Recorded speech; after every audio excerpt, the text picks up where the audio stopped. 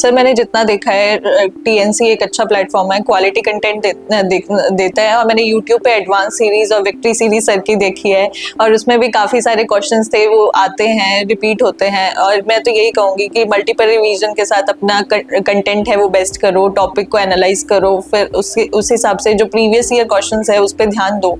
अगर दोगे तो फिर अच्छी रैंक आ सकती है। सीक्यूज डेली लगाओ, डेली टेस्ट सीरीज लगाओ। टीएनसी की टेस्ट सीरीज काफी अच्छी है जिसमें रैंक्स आते हैं रोज, और अपने पिछले रैंक जो आपका पिछले दिन आया होगा फिर उसे अच्छा करने का कोशिश करो, अपने आप अच्छी रैंक आ जाएगी। नमस्कार दोस्तों, मैं हूं टीएनसी नर्सिंग में और मेरे साथ में विल्सन। भारत की सबसे बड़ी नर्सिंग एग्जाम, हाईएस्ट टफेस्ट और हाई कंपटीशन के एग्जाम नॉर्सेट की एग्जाम में ऑल इंडिया रैंक 39 के साथ में मेरे साथ में सुनीति गौतम। सुनीति गौतम से आज हम ये जानेंगे कि उनकी जर्नी कैसी रही और भारत में नर्सिंग की एग्जाम में प्रिपरेशन करने वाले बच्चे आज सुनीति से क्या प्रेरणा लेके जाएंगे, इस बारे में हम बात करने वाले हैं। तो सुनीति, आपका बहुत बहुत स्वागत है और हम जानेंगे आपके इंट्रो के साथ में कि नॉर्सेट की ये जर्नी आपकी किस तरीके से रही। मेरा नाम सुनीति गौतम है और मैं हिमाचल शिमला से बिलोंग करती हूँ। और मैंने पहले नॉर्सेट 9 दिया था जिसमें मेरा 4000 रैंक था और मैंने वहाँ पे अटेम्प्ट जो पहले क्वेश्चंस किए थे फिर मैंने उसको आंसर्स चेंज किए जिस वजह से मेरा अच्छा रैंक नहीं हो पाया। फिर मैंने टीएनसी के साथ डेली टेस्ट दिए हैं, डेली एनालाइज किया है, रैंक चेक किए हैं, उसकी वजह से इस बार मेरा ऑल इंडिया रैंक 39 आया। Thank you so much. और सबसे पहले मैं सुनीति आपको फिर से अपनी तरफ से भी कांग्रेचुलेट करना चाहूँगा। वैसे तो पूरी टीएनसी टीम ने आपको कांग्रेचुलेट किया है, लेकिन पर्सनली मैं अपनी तरफ से भी करना चाहूँगा। नेक्स्ट थिंग जो बहुत इम्पोर्टेंट बात है सुनीति, वो मैं आपसे पूछना चाहूँगा। There are lots of messages from different kind of students कि सर हम जो तैयारी करें वो कौन सी कोचिंग से करें और किस तरीके से हमें मतलब जो थ्योरी है उसको कंप्लीट करना है और किस तरीके से अचीव पर जाना है। क्या टीएनसी एक बढ़िया प्लेटफॉर्म है वो सारी चीजें प्रोवाइड करता है, उसके बारे में? सर मैंने जितना देखा है टीएनसी एक अच्छा प्लेटफॉर्म है, क्वालिटी कंटेंट देता है। और मैंने यूट्यूब पे एडवांस सीरीज और विक्ट्री सीरीज सर की देखी है और उसमें भी काफ़ी सारे क्वेश्चंस थे, वो आते हैं, रिपीट होते हैं। और मैं तो यही कहूँगी कि मल्टीपल रिवीजन के साथ अपना कंटेंट है वो बेस्ट करो, टॉपिक को एनालाइज करो, फिर उस हिसाब से जो प्रीवियस ईयर क्वेश्चंस है उस पर ध्यान दो। अगर दोगे तो फिर अच्छी रैंक आ सकती है। सुनीति, आपने ये रैंक हासिल कर ली है, पर हमें उन बच्चों तक पहुंचना है जो आप ही की जैसे रैंक 2 डिजिट या सिंगल डिजिट में पाना चाहते हैं। उनके लिए मैं आपसे सवाल पूछना चाहता हूँ कि इस पूरी नर्सिंग जगत में 2 तरीके के बच्चे हैं।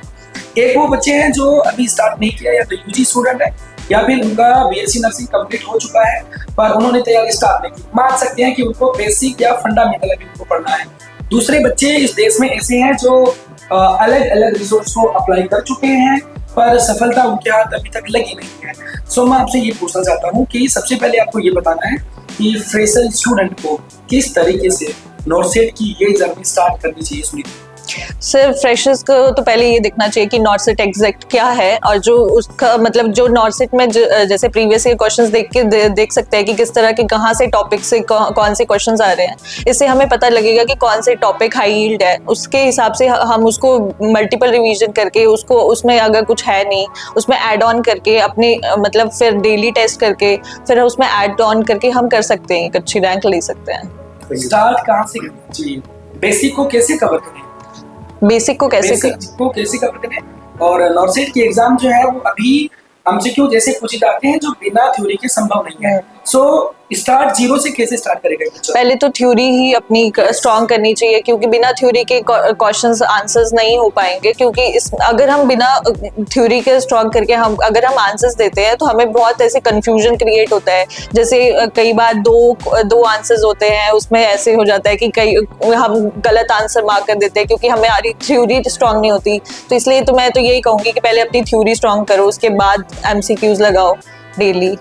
Thank you so much Suniti. Next मैं आपसे जानना चाहूँगा, जैसे कि you are the ideal for many students, क्योंकि जब हम टॉपर बन जाते हैं या कोई भी टॉप रैंक हमने अचीव की होती है तो एक बहुत बड़ा चेहरा बच्चों के सामने होता है कि दीज आर द टॉपर्स, इनसे हमें बहुत कुछ सीखना चाहिए। तो नेक्स्ट मैं आपसे ही ये चीज़ जानना चाहूँगा और हमारे बच्चे जो हैं उनको उन तक डिलीवर करना चाहूँगा कि एमसीक्यू प्रैक्टिस का कितना बड़ा रोल होता है किसी भी एग्जाम के अंदर, चाहे वो नॉर्सेट का एग्जाम हो चाहे वो किसी केजीएल या सीपीजे या कोई अदर एग्जाम हो, तो एमसीक्यू का कितना बड़ा रोल रहता है, वो एक बात।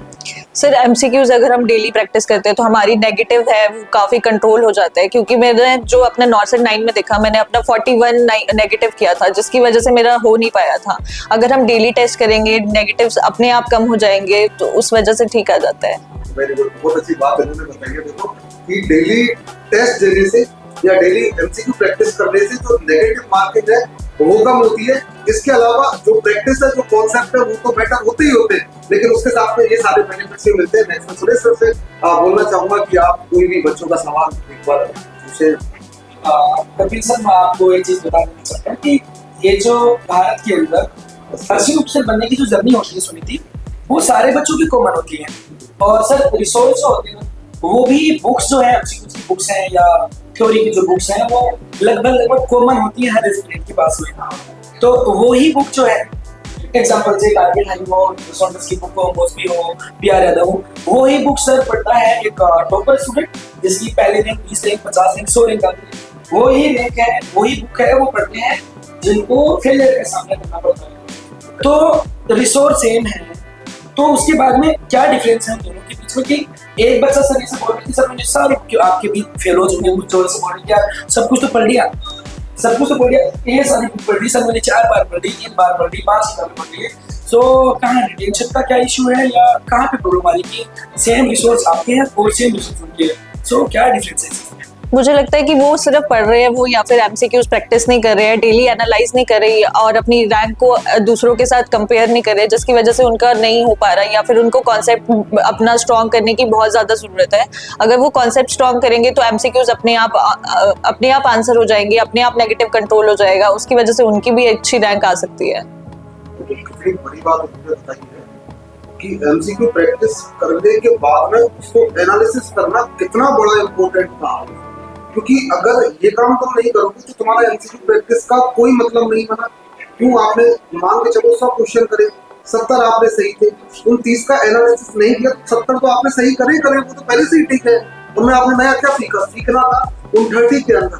तो वो चीज इन्होंने बताई कि analysis is very important. Next मैं आपसे पूछना चाहूंगा कि नेक्स्ट नॉट के अंदर काफी ज्यादा समय नहीं है और हमारे प्यारे प्यारे बच्चे बड़े कंफ्यूज हैं कि सर 1.5 महीने के अंदर क्या किया जाए ऐसा कि सुनीति मैम की जगह हम बैठे हो नेक्स्ट ये कोशिश की हो और अंतिम दिनों में कैसे यूटिलाइज किया कि सर ये जो 45 दिन है इसमें 90 दिन का कैसे निकाले। अभी तक तो आपके कॉन्सेप्ट ऑलरेडी स्ट्रॉन्ग हो गए होंगे जो प्रिपेयर कर रहे हैं, तो उनको मैं यही कहूंगी कि अपने रिवीजन पे ध्यान दो, एमसीक्यूज डेली लगाओ, डेली टेस्ट सीरीज लगाओ। टीएनसी की टेस्ट सीरीज काफी अच्छी है जिसमें रैंक्स आते हैं रोज, और अपने पिछले रैंक जो आपका पिछले दिन आया होगा फिर उसे अच्छा करने का कोशिश करो, अपने आप अच्छी रैंक आ जाएगी। सो दोस्तों, ये मैं था कपिल सर और सुनीति गौतम थे। भारत की सबसे बड़ी एग्जाम में बहुत अच्छी रैंक हासिल करके अपने माता पिता और अपने राज्य और देश का नाम रोशन किया। ये कुर्सी, ये तख्तोताज आपके होने वाले हैं नेक्स्ट नॉर्सेट में। सो अपने आप पे भरोसा रखिए और मेहनत करते रहिए और खुद के साथ ईमानदार रहेंगे तो रिजल्ट बिल्कुल पॉजिटिव आएगा। Thank you so much. मिलते हैं किसी एक और पॉडकास्ट के साथ में, तब तक के लिए पढ़ते रहिए, बढ़ते रहिए। जय हिंद, जय भारत दोस्तों। Thank you so much.